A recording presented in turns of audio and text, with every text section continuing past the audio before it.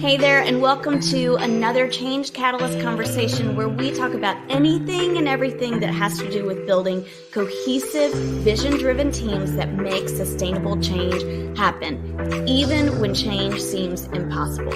I'm Casey Watts, Impact Coach and Consultant, and the host of this show. What I know from experience is that making change happen can be overwhelming and downright hard.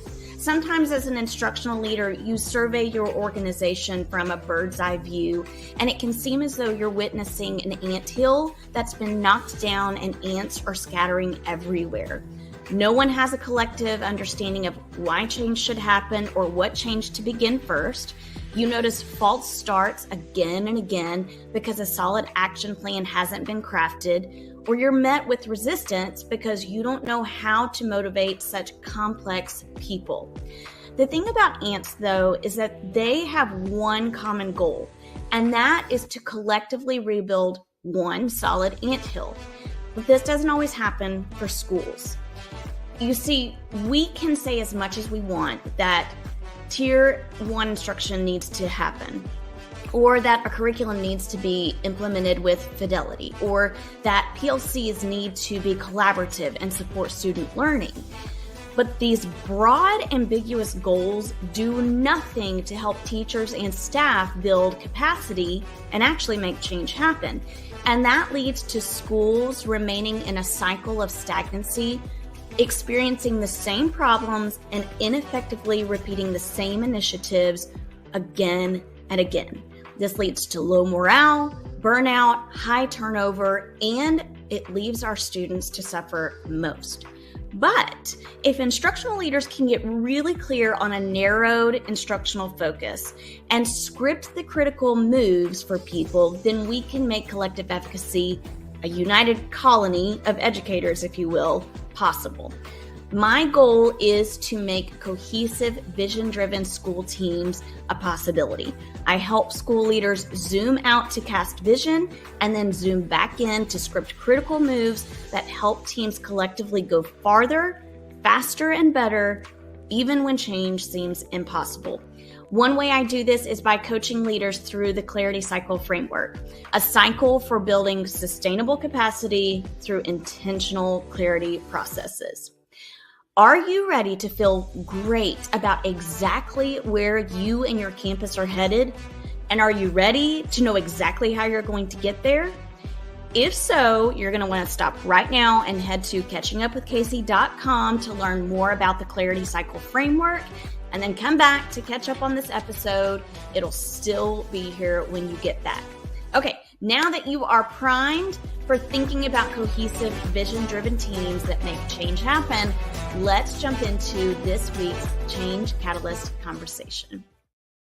Hey, everybody, and welcome to another Change Catalyst conversation. I am pumped about tonight's Change Catalyst conversation because I get to share with you something really personal that I feel like has made all the difference in the world in the field of making change happen in schools. And I want to get to tell you all about it.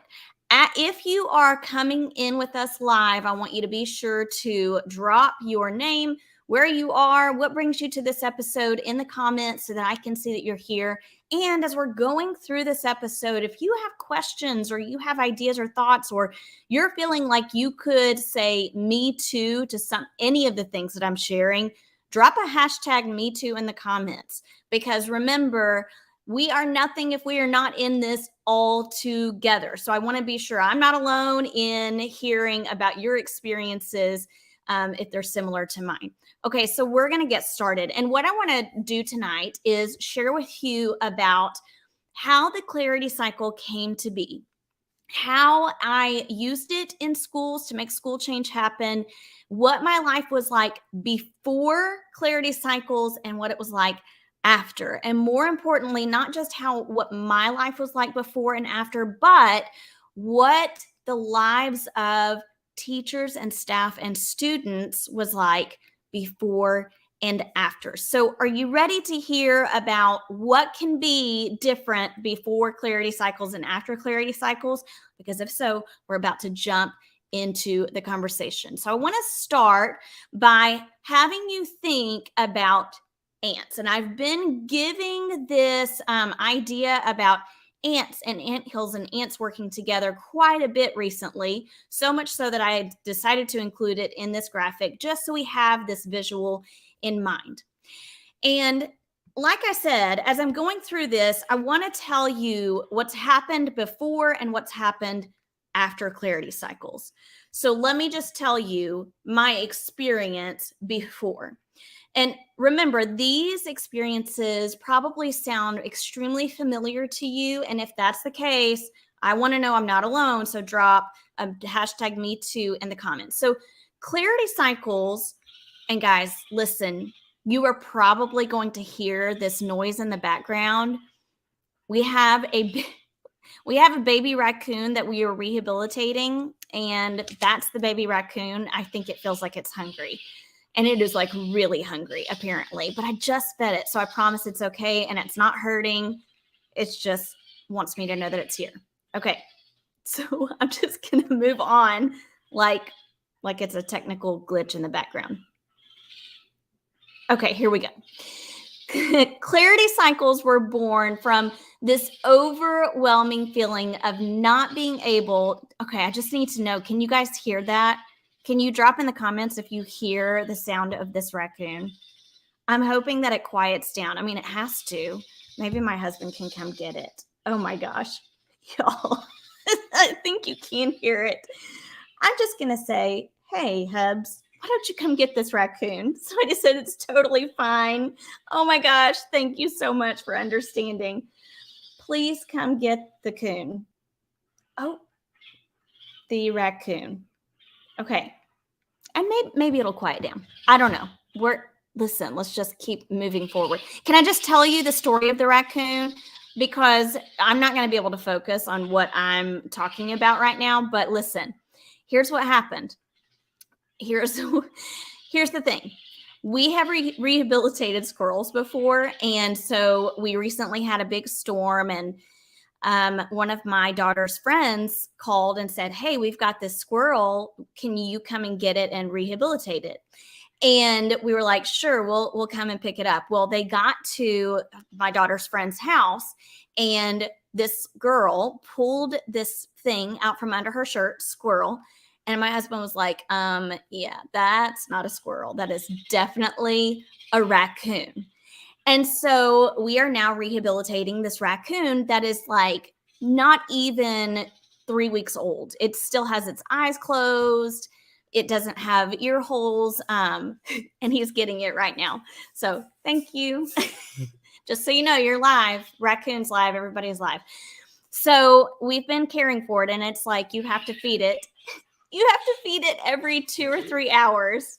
Yeah, bring it here. This is going to be the best live ever. Okay, so here's the raccoon. Look, she's like super hungry. And if you rub her back, she'll start rooting around for food. So he's going to maybe feed her, I don't know, a little bit to help her be happy. So that's Roxy, our raccoon. Anyway, have to feed her every 2 to 3 hours. So we're up every 2 to 3 hours. And she's like caring for an infant. It's the craziest thing, but she's precious and she's growing like a weed. Okay. Now, can we move on to clarity cycles? Please let me know in the comments if you got to see all of that madness just take place. And I appreciate your patience. You guys are awesome. Okay. So let me tell you, clarity cycles were born from this overwhelming feeling of not being able to help or support staff because we were all scattered everywhere. So I was new to a campus. I went in as an instructional leader thinking, okay, what is it that we can be working toward as a campus? But it was hard because we were scattered.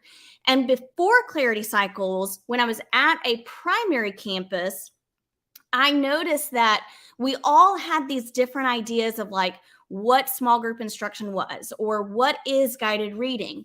What does it look like in each classroom? What materials do we use?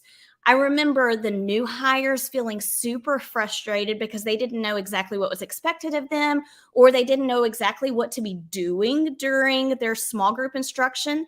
And then on the opposite end of that, there were veteran teachers who felt like everyone was doing exactly what they were doing in their classroom, or everyone was doing what they were telling them to do, even if it was outdated and not effective anymore.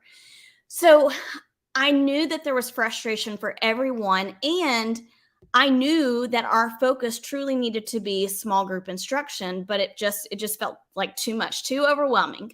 How in the world do I build capacity in all of our people and help all of them to feel empowered and fulfilled and confident in their work, like instead of feeling like an anthill that's been knocked down with ants scattered everywhere. And when I noticed that we were anthills scattered everywhere, it was like everyone was focused on their own goal with their mindset on their own classroom. And they were each moving in their own directions, no one working in the same direction, each working toward their own agenda or toward what they felt like was the right agenda. And the hard thing is that I didn't have clarity on exactly where we were headed or how we would get there. So, of course, everyone else did not have clarity either. And so things just stayed the same. It stayed stagnant.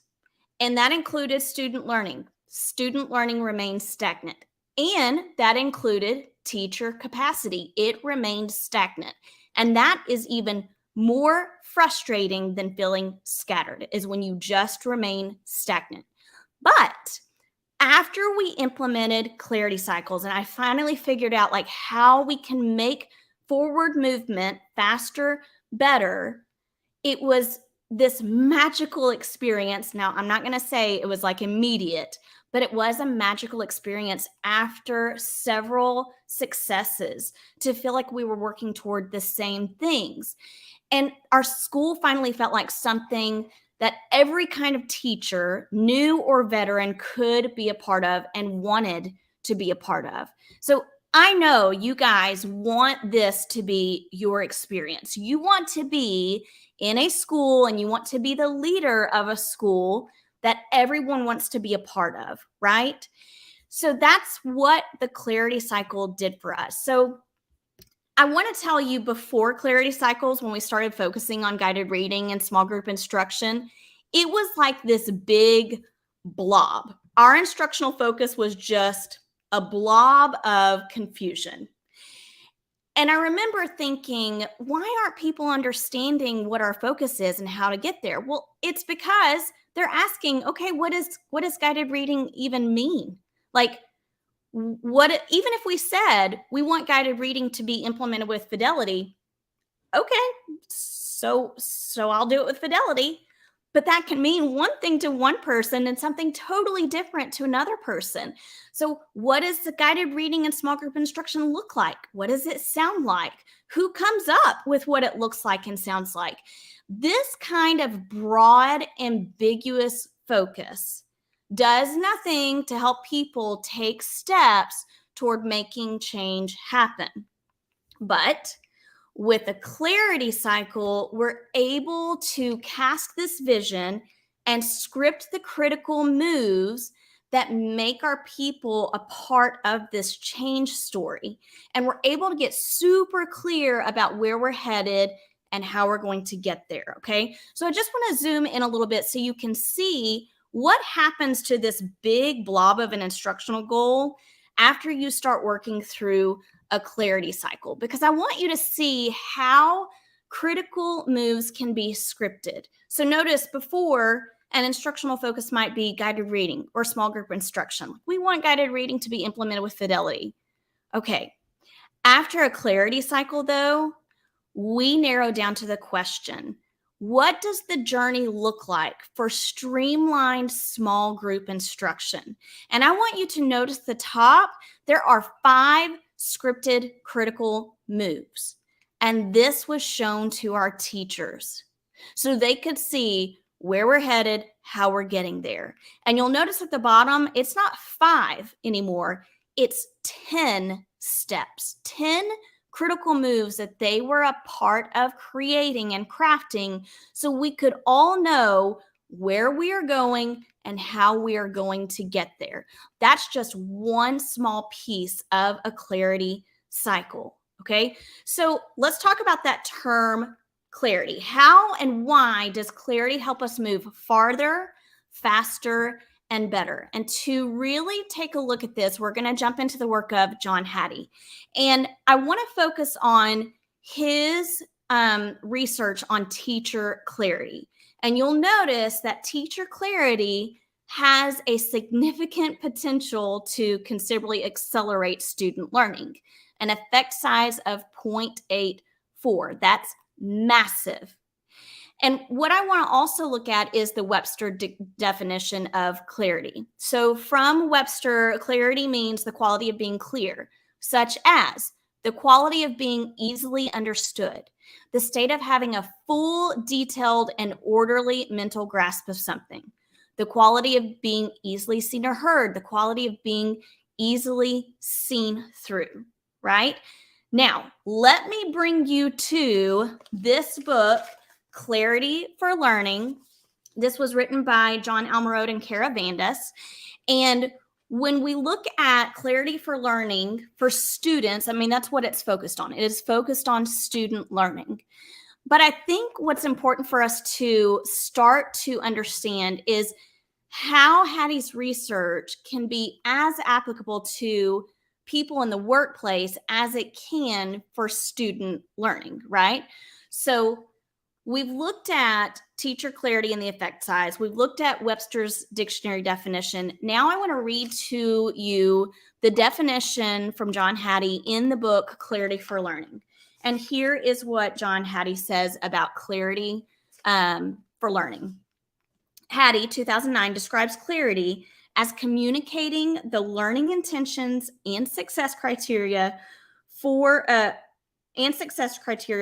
learning intentions so that students can identify where they are going in their learning, how they are progressing, and where they will go next. Thus, and listen to this part, providing students enough clarity to own their own learning. Okay, now let me read to you a little bit of what Almarode and Vandas say about teacher clarity. Clarity in teaching and learning is the one thing that makes a significant impact on the growth in learning for students in any classroom, and also serves as a foundation for which the other significant influences are possible. Learning is most successful when teachers see learning through the eyes of their students and the students see themselves as their own teachers. Okay, listen. If this is true for student learning, then wouldn't it be true that a community of educators is most successful when they can identify where they are going in their work, how they will get there, and where they will go next, and see how they're progressing along the way, right? But why is this true? What is it about clarity that makes growth, movement, and improvement actually happen? And here's what I believe. I believe that when a campus leader provides clarity, they increase the possibility for teachers to see how they belong as a significant contributor to the greater purpose. I'm going to read that once more. When a campus leader, and I'm thinking, guys, about campus administrators, I'm thinking about instructional coaches, I'm thinking about instructional specialists, directors, superintendents. When these leaders provide clarity, they increase the possibility for teachers to see how they belong as a significant contributor to the greater purpose. Okay, with that in mind, here's what I want to look at next. A clarity cycle is so much more powerful than just bringing clarity to something. It is what keeps your staff highly engaged. So let's think about Maslow's hierarchy of needs. You know the hierarchy of needs for all human beings. And there are multiple models that have been adjusted to help us think about how that fits into the workplace. We might notice that at the lowest level of survival, of basic survival in the workplace, people are disengaged and there's low capacity. It's great if they feel secure. It's even better if they feel a sense of belonging. It's even better if they feel like they have an important role where they are. And it is best if they have self-actualization, meaning they know that they are a significant contributor. They know that they are vital, and they know their own potential to grow and make an impact. These people, if people can reach the highest engagement of this tiered model, then we know that we are going to experience high capacity because they feel a sense of fulfillment and belonging. This is what people seek most. And if you do a clarity cycle for no other reason except to empower your people and build capacity so that you are not experiencing great turnover, but instead you have a place where people want to come and work and people want to be a part of it because they know that they're part of something bigger than themselves. Oh my gosh. I mean, that's all there is to it, right? Like we could just in the school year be done. We've accomplished what we wanted to accomplish. This is what a leader of a campus or a district or a group of people does. They bring clarity and they bring transparency so that people can be highly engaged, they can build capacity, and we are meeting their basic needs so that they can reach their fullest potential. Okay. And that, if you do nothing else for the clarity cycle, this is the reason you should do it. Okay. So here's what I want to talk about. I want to talk about the different steps of the clarity cycle. And I'm going to go through these briefly and try to tie in what it looked like when I focused on small group instruction. So remember earlier, you looked at like this map where we thought about the question of like our focus for small group instruction. But then there were all of the steps. How are we going to get there? So we started that process by thinking about identifying the needs. Remember how I said, okay, we know that there is a need for a focus on small group instruction. We know that there's a need for guided reading to be implemented with fidelity, but those were what we believed were needs. And we could have listed many, many more. So once we identified needs as an instructional leadership team, we knew that we had to gain insight and perspective because this is where buy-in comes from. We want people to be a part of this story of change. If they are not a part of the story of change, then we are not going to bring clarity to their bigger purpose, right? So we gain perspective by having listening tours and feedback meetings to see what is it that you're thinking about these certain things we've identified could be a possible focus for our campus. Once we gained insight and perspective, because remember, as instructional leaders, you have your bird's eye view and your own perspective, but other stakeholders have a different perspective, and we must consider those perspectives, okay?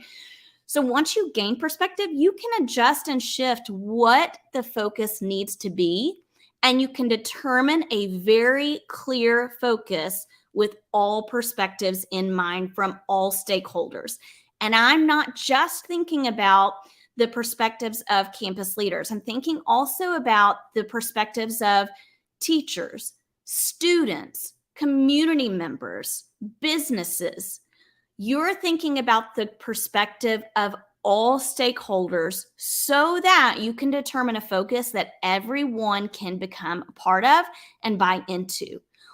Once you've determined that focus, it is then time to start casting a vision. And this is the harder part because sometimes we believe that once we share it, people should know and people should understand. Once we share it once, we feel like, okay, well, we told them what the focus was. They even had a part in building this focus. Not true. We have to cast vision in such an intentional way that it is caught on and multiplied over time. Okay, casting vision is an art form. And unless you do it well, it will fizzle and die out. And you're going to be left kind of in that same stagnant place. Then, after you have cast vision, so far in the steps, like we identified the needs. Remember, I said, okay, guided reading needs to be a focus. We wrote down some different ideas of what specifically needed to be focused on with small group instruction. And then we did our listening tours. And it turns out a lot of people had similar ideas to what we as instructional leaders had, but we had to shift what we believed the focus could be. So when we determined the focus, we realized, okay, right now our focus is just to streamline it so that we have instructional non-negotiables, so that when someone comes into our campus, they can go to any one of our campus teachers or our campus leaders and say, tell me about what guided reading looks like in classrooms. And every one of us will share the same explicit definition and understanding of guided reading. So that was our goal. That was our instructional focus. When we cast the vision, we were telling this to people in every conversation. When we met together for planning meetings, this is what we were talking about. When we had professional development, guess what? The only thing that we were learning about was small group instruction and guided reading. When we implemented learning walks, the only thing we were focused on is what are people doing? What is their process for their small group instruction? And that was all a part of scripting the critical moves. When we said our instructional focus was small group instruction, and we said, here's what we want to be able to see by the end of this time period, we had to lay out and script all of the moves that people needed to go through in order to work toward that.